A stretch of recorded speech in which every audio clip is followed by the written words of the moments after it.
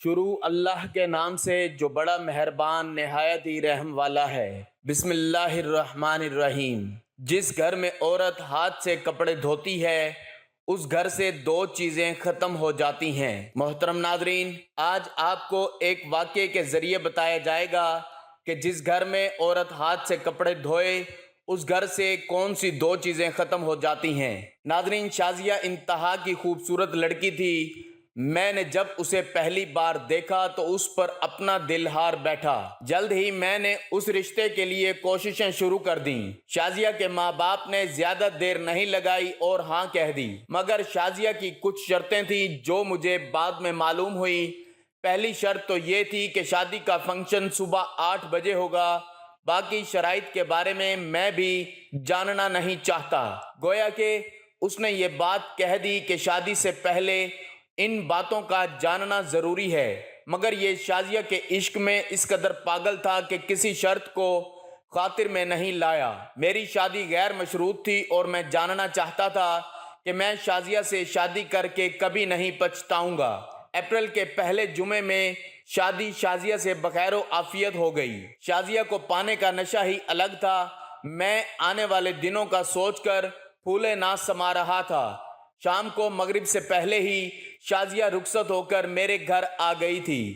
تقریباً عصر کے وقت مجھے اس کے ساتھ خلوت نصیب ہوئی۔ میں نے منہ دکھائی میں اسے قیمتی تحفہ دیا۔ اس کا شکریہ ادا کر ہی رہا تھا کہ وہ بولی، پہلے میری شرائط سن لیں، اگر منظور ہے تو ٹھیک ہے، اگر نہیں منظور تو ابھی اور اسی وقت مجھے طلاق دے دیجئے۔ شازیہ کے منہ سے پہلی ہی رات طلاق کا لفظ سن کر میرے دل کو کچھ ہونے لگا تھا۔ تم عورت ہو کر طلاق کی بات کیسے کر سکتی ہو؟ میں نے دل میں سوچا۔ تب شازیہ کی بات آگے بڑھائی۔ میری شرط بہت ہی آسان سی ہے، وہ یہ کہ تم رات کو کبھی میرا چہرہ نہیں دیکھو گے، چاہے تمہارا جتنا بھی دل چاہے، مگر میں تمہیں رات کو اپنا چہرہ نہیں دکھاؤں گی۔ باقی تمہاری ہر بات مانوں گی، تم جو کہو گے ویسا ہی ہوگا۔ ایک بات میری مانی جائے گی کہ رات کو تم کبھی میرا چہرہ نہیں دیکھو گے، نہ ہی میں رات کے وقت کسی سے ملوں گی۔ اندھیرا ہوتے ہی تقریباً عشاء کے وقت میں اپنے کمرے میں چلی جاؤں گی۔ تم چاہو تو وہیں رہ سکتے ہو، اگر چاہو تو باہر گھوم پھر سکتے ہو، تمہیں یہ پابندی بھی نہیں کہ میرے ساتھ رہو۔ شازیہ نے اپنی بات مکمل کی تو میں نے کہا، شازیہ یہ کیسی عجیب سی شرط ہے؟ اگر تم مجھے اس کی وجہ بتا دو گی تو میں تمہیں کبھی بھی رات کو اپنا چہرہ دکھانے پر مجبور نہیں کروں گا۔ لیکن شازیہ، بنا کسی وجہ کے میں تمہارا چہرہ رات کو کیوں نہیں دیکھ سکتا؟ میں نے رومانوی انداز میں کہا۔ مجھے لگا کہ یہ شازیہ کے ناز اور ادائیں ہیں، مگر وہ تو سنجیدہ تھی۔ مجھے بولی، اگر تم نے رات کو میرا چہرہ دیکھا تو صبح تم سے طلاق لے لوں گی۔ شازیہ کے سنجیدہ لہجے نے مجھے بھی سنجیدہ کر دیا۔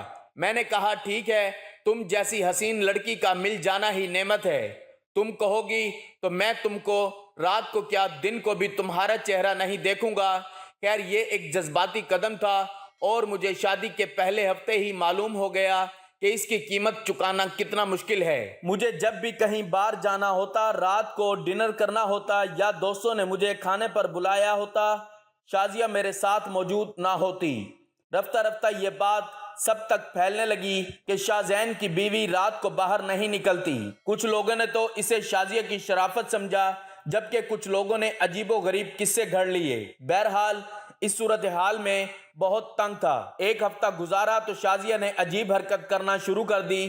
اس نے ہمارے کمرے کا بلب خراب کر دیا، اتار کر پھینک دیا۔ میں نے کہا، شازیہ یہ کیا حرکت ہے؟ وہ بولی، ایسا اس لیے کر رہی ہوں کہ کہیں رات کے وقت غلطی سے تم غلط نہ کر بیٹھو اور میرا چہرہ نہ دیکھ لو۔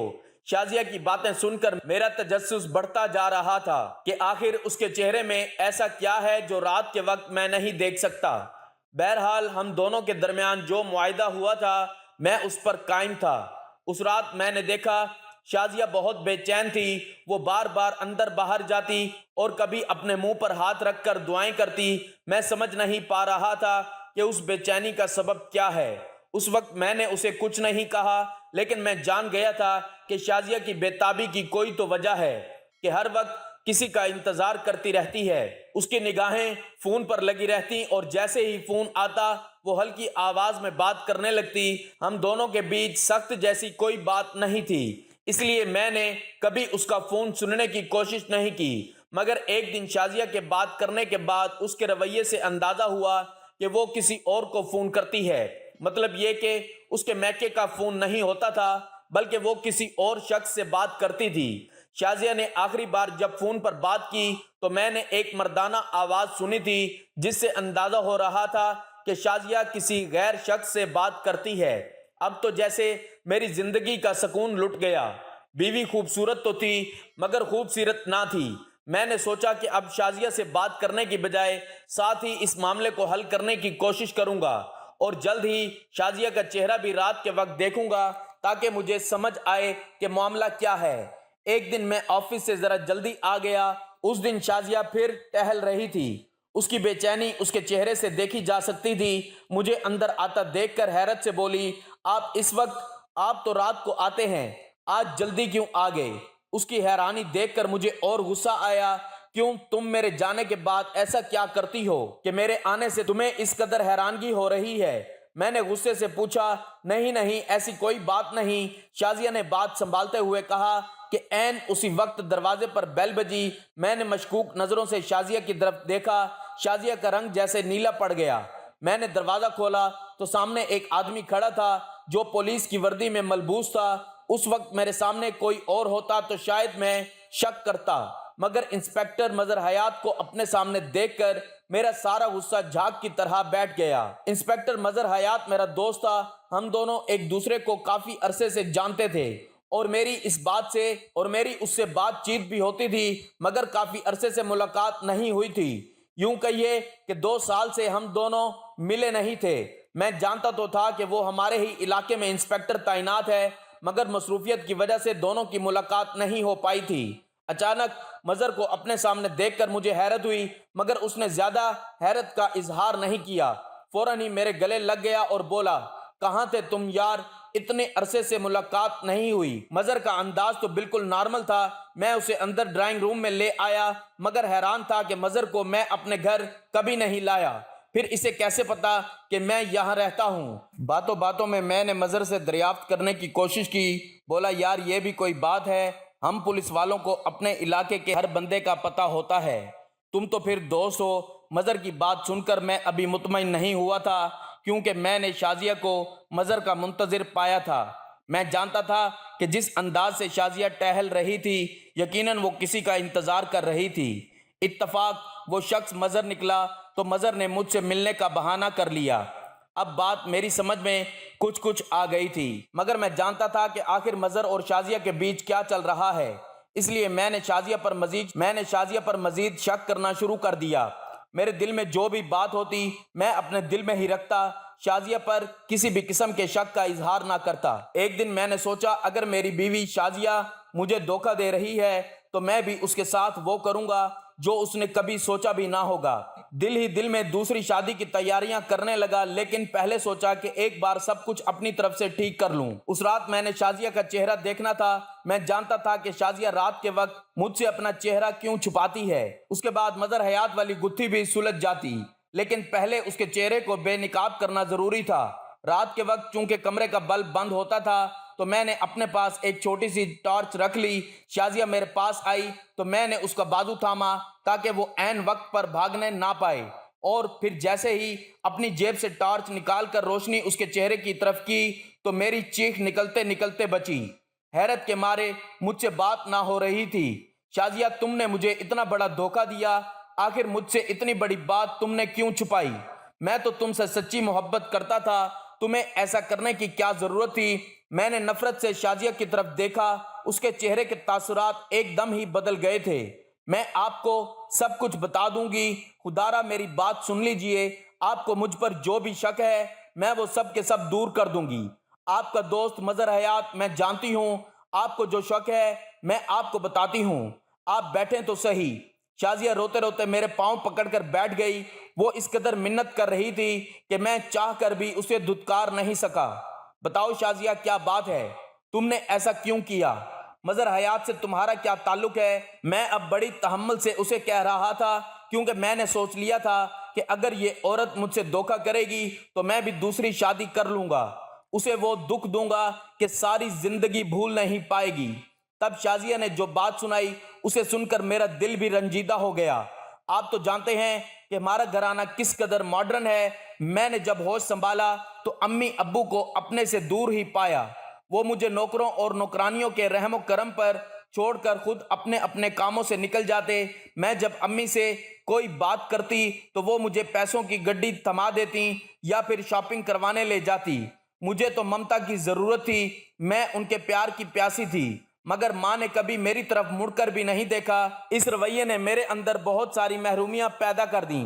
پہلے تو میں اپنے نوکر اور نوکرانیوں سے دوستی کرتی، مگر پھر جب یہ احساس ہوا کہ وہ تو صرف میرے پیسے کی اہمیت کو سمجھتے ہیں، میرے جذبات کی قدر نہیں کرتے، تو میں نے نوکروں اور نوکرانیوں سے بات چیت کرنا بھی چھوڑ دی۔ اب میری زندگی میں بھرپور خلا آ گیا تھا۔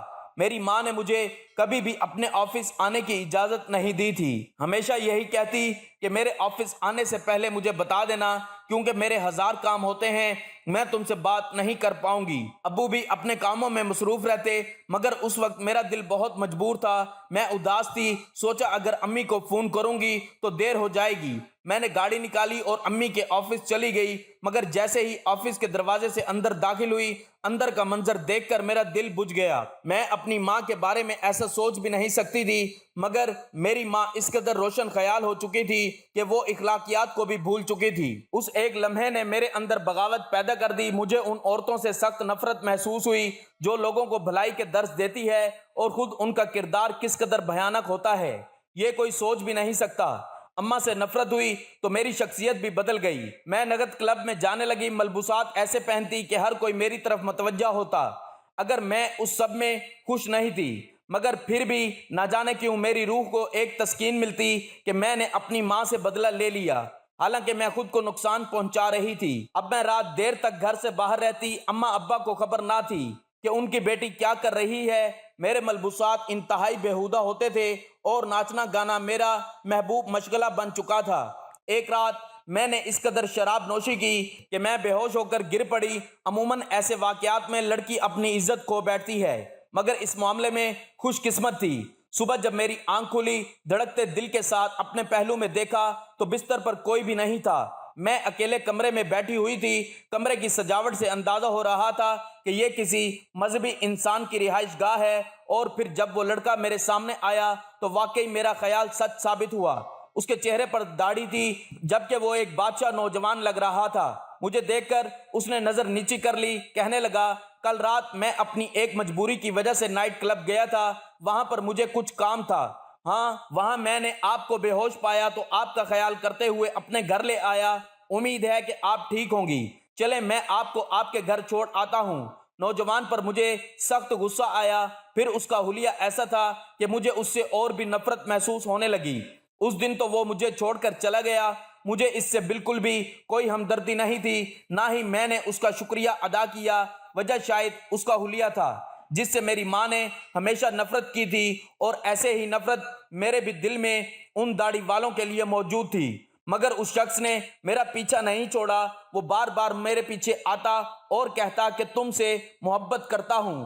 میری سہیلیوں نے جب یہ بات دیکھی تو وہ بولیں کہ تم اس سے اپنی جان چھڑوا کیوں نہیں لیتی؟ یہ تو ہر وقت تمہارے پیچھے آتا ہے، تمہیں تنگ کرتا ہے۔ اگر ایسا ہی رہا تو باقی لڑکے تم سے ڈرنا شروع ہو جائیں گے۔ تم اس کا حلیہ تو دیکھو کتنا خطرناک لگتا ہے۔ اپنی سہیلیوں کی بات سن کر میں نے اس لڑکے کو سبق سکھانے کا سوچا۔ لڑکے کا نام سعود تھا۔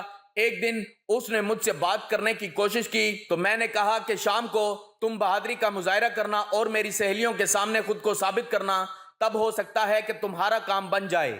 میری بات سن کر وہ خوش ہوا۔ اگلی رات جب میں نائٹ کلب سے نکل رہی تھی تو وہ مجھے میرے سامنے ہی دکھائی دیا۔ عقیدت سے جھکی نظریں، وہ میری محبت میں وہاں آیا تھا۔ میں نے پولیس کو پیشگی اطلاع کر رکھی تھی کہ ایک شخص روزانہ مجھے ہراس کرتا ہے۔ میں نے اسی وقت کال ملائی اور پولیس 2 منٹ کے فاصلے سے چل کر ہمارے ساتھ آ گئی۔ انہوں نے لڑکے کو ہتھکڑیاں لگائیں اور پولیس گاڑی میں بٹھا کر لے گئے۔ میں اپنی سہیلیوں کے ساتھ ساتھ کھلکھلا کر ہنسنے لگی۔ مجھے اندازہ نہیں تھا کہ یہ اس قدر بے وقوف نکلے گا۔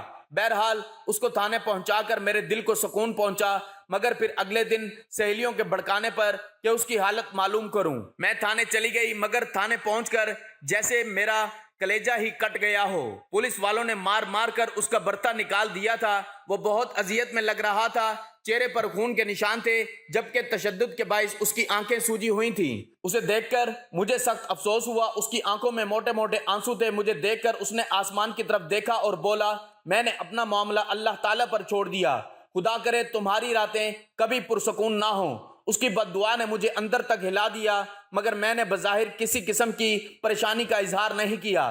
یہ تقریباً صبح کے 7 بج رہے تھے جب میں اپنی سہیلیوں کے ساتھ اس سے ملنے گئی تھی۔ ہم لوگوں کی عادت تھی، ہم لوگ ساری ساری رات جاگتی اور دن کے وقت سوتی تھی، حالانکہ میرے ماں باپ معقول شخصیت کے مالک تھے۔ بہرحال اس دن میں شام کو سو کر اٹھی تو مجھے اپنے چہرے پر سیاہی محسوس ہوئی۔ مجھے لگا کہ شاید گرمی کی وجہ سے ایسا ہو رہا ہے، مگر یہ جلن بڑھتی ہی گئی، یہاں تک کہ رات 8 بجے جب میں نے شیشے میں اپنا چہرہ دیکھا تو اپنے دانوں سے بھرا چہرہ دیکھ کر میری چیخ نکل گئی۔ مجھے اپنا آپ دیکھ کر رونا آ رہا تھا۔ صبح کے وقت تو میں سوئی تھی، سوچا کہ اس وقت ہسپتال چلتی ہوں، ڈاکٹر سے میڈیسن لے کر آؤں گی تاکہ یہ مصیبت جلد سے جلد میری جان چھوڑ دے۔ اس شام ڈاکٹر نے مجھے ایک میڈیسن دی جسے لگانے کے بعد کچھ آرام محسوس ہوا اور صبح ہوتے ہی میرے سارے دانے ختم ہو گئے۔ میں نے اللہ کا شکر ادا کیا، مگر اگلی رات پھر ویسا ہی ہوا۔ شام کے وقت میرے چہرے پر ایسے دانے نکلے کہ مارے عزت کے میرا باہر نکلنا مشکل ہو گیا۔ میں نے جا کر ڈاکٹر سے اچھی خاصی بحث کی کہ اس نے مجھے غلط میڈیسن دی ہے، مگر پھر 2-3 ڈاکٹرز کو دکھانے کے بعد مجھے یہ معلوم ہو گیا کہ میری یہ بیماری اتنی آسانی سے میری جان نہیں چھوڑے گی جتنا میں سمجھ رہی ہوں۔ اس کے بعد میں نے کیا کیا نہیں کیا، مگر یہ دانے ختم نہ ہوئے۔ مجھے لگتا ہے کہ مجھے اس لڑکے کی بد دعا لگ گئی ہے، اللہ جانے اب وہ کس حال میں ہوگا۔ میں چاہتی ہوں کہ وہ مجھے ایک بار ملے اور میں اس سے معافی مانگ لوں۔ شازیہ کی بات سن کر میں ہکا بکا رہ گیا۔ شازیہ اس قدر تیز لڑکی ہو گئی، میں تو کبھی سوچ بھی نہیں سکتا تھا۔ شکل و صورت سے وہ انتہائی معصوم لگتی تھی، پھر اس کی عمر بھی کم تھی، تقریباً 18-19 سال کی ہوگی۔ اس وقت مجھے احساس ہوا کہ معصومیت کا تعلق عمر سے نہیں ہوتا۔ میں نے کئی عورتیں ایسی بھی دیکھیں جو 40 سال کی عمر میں بھی اتنی ہی سادہ رہتی ہیں جتنی کہ 18 سالہ لڑکی بھی نہیں ہوتی، مگر اپنی بیوی کی زبانی اس کی کہانی سن کر میرا دل بیٹھ گیا۔ رہی بات مظہر کی تو اس نے مجھے بتایا کہ وہ مظہر سے سعود کے بارے میں معلومات لیتی رہتی ہے، مگر سعود کہاں گیا یہ کوئی نہیں جانتا۔ مظہر کے یقین دلانے پر میں شازیہ کی بات تو مان گیا، مگر مجھے اس پر بہت شک ہوتا ہے۔ میں اس پر پہلے کی طرح کبھی اعتبار نہیں کر پایا اور رات کو میں اس کا چہرہ نہیں دیکھ پاتا تو عجیب سا ادھورا پن محسوس ہوتا ہے۔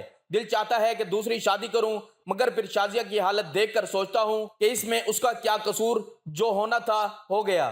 مگر اب شازیہ نے اپنا طرز زندگی بدل دیا، اب میرے خیال میں اسے اس کے ماضی کی سزا دینا غلط ہوگا۔ چھوٹی چیزوں میں خوش ہونا سیکھیے، بڑی چیزیں خود ہی آپ کا مقدر ہو جائیں گی۔ سب مطلب کی بات سمجھتے ہیں، کاش کوئی بات کا مطلب سمجھتا۔ موت یہ نہیں کہ سانس ختم ہو جائے، اصل موت تو یہ ہے کہ ہمیں یاد کرنے والا کوئی نہ ہو۔ حساب رکھا کریں۔ آج کل لوگ پوچھ لیتے ہیں تم نے میرے لیے کیا کیا ہے، حیثیت اور رتبے کا گمان کبھی نہ کریں۔ یاد رکھیں اڑان ہمیشہ زمین سے شروع ہو کر زمین پر ہی اختتام پذیر ہوتی ہے۔ اے مطلب تیرا شکریہ، تو نے سب انسانوں کو جوڑ کر رکھا ہے۔ دردناک یہ ہے کہ آپ کسی شخص کو آنکھوں میں جگہ دیں اور وہ آپ کو اندھا کر جائے۔ انسان بڑی عجیب فطرت کا مالک ہے، یہ مرے ہوئوں کو روتا ہے اور زندہ کو رلاتا ہے۔ اپنا حصہ مانگ کر دیکھو، سارے رشتے بے نقاب ہو جائیں گے، اور اپنا حصہ چھوڑ کر دیکھو، کانٹے بھی گلاب ہو جائیں گے۔ جس گھر میں عورت ہاتھ سے کپڑے دھوتی ہے اس گھر میں 2 چیزیں ختم ہو جاتی ہیں۔ نمبر 1، ہاتھ سے کپڑے دھونا ڈپریشن کو دور کرتا ہے۔ نمبر 2، کپڑوں کا دھونا رنج و غم اور حزن و ملال کو دور کرتا ہے۔ بدی چھپ کر کرتے ہو، نیکی بھی چھپ کر کرو، یہی اخلاص ہے۔ پریشانیوں کی گھڑی کو کمر پر لادے ہوئے نہ پھر، وقت سے پہلے کمر دوری ہو جائے گی اور تم بوڑھے ہو جاؤ گے۔ گھڑی کو اللہ پاک کے سامنے رکھ دو، ہلکے پھلکے ہو جاؤ گے، بڑھاپے میں بھی جوان رہو گے۔ اپنوں کی چھوٹی چھوٹی خوشیوں کا خیال رکھنے کے بدلے آپ کو بڑی خوشی حاصل ہوگی۔ زندگی کی سب سے بڑی انویسٹمنٹ ہم کسی انسان پر کرتے ہیں اپنی زندگی۔ قیمتی وقت سونپ کر اور وہی شخص ہمیں اپنی زندگی سے فضول سمجھ کر نکال دیتا ہے۔ اللہ تعالیٰ چاہتا ہے جس طرح ماں باپ کی محبت پر تم شک نہیں کرتے، اس طرح اس کی محبت پر یقین رکھو جو 70 ماؤں سے زیادہ تم سے محبت کرتا ہے۔ عمر سے زیادہ حالات انسان کو جلدی بوڑھا کر دیتے ہیں۔ انسان کو کام اور محنت سے اتنی تھکاوٹ نہیں ہوتی جتنا لوگوں کے رویے تھکا دیتے ہیں۔ دعائیں کثرت سے کیا کرو، کیونکہ تمہیں نہیں معلوم کہ کئی مرتبہ تم گرنے ہی والے تھے مگر تمہاری دعاؤں نے تمہیں تھام لیا۔ لوگوں کا شکوہ نہ کرو بلکہ خود کو بدلو۔ پاؤں کو مٹی سے بچانے کا طریقہ جوتا پہننا ہے، نہ کہ سارے شہر میں قالین بچھانا۔ اس لیے خود کو بدلیں، اپنے اندر عاجزی پیدا کریں، کیونکہ اللہ تعالیٰ عاجزی کو بہت پسند کرتا ہے۔ ناظرین، گزارش ہے کہ اللہ تعالیٰ کے 99 ناموں میں سے کوئی ایک نام لکھ کر کمنٹس میں ضرور شیئر کریں۔ اللہ ہم سب کا حامی و ناصر ہو، آمین۔